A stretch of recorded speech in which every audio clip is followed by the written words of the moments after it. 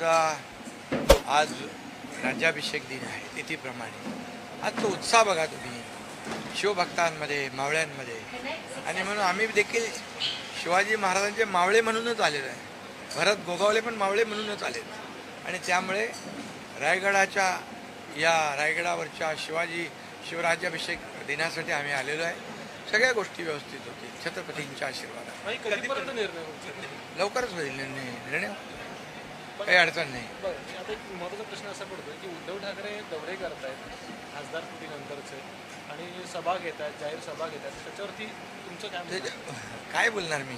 आता जाहीर सभा घ्यायला त्यांना मीच लावलेले आहेत, बरोबर ना.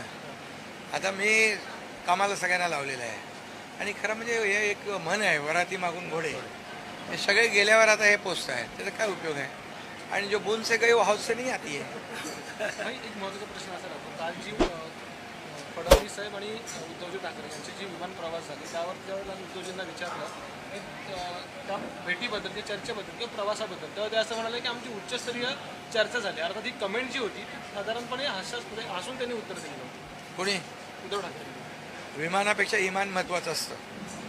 आणि त्यामुळे 2019ला जी बेईमानी केली, महाराष्ट्रातल्या जनतेने एकाच विमानाचा प्रवास करायचं तिकीट दिलं होतं, परंतु त्यांनी काँग्रेसच्या बुडत्या झाडामधून प्रवास सुरू केला.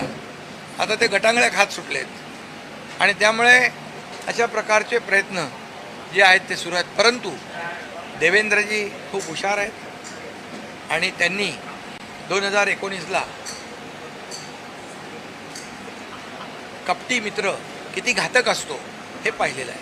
त्यामुळे मला यापेक्षा जास्त बोलण्याची आवश्यकता नाही.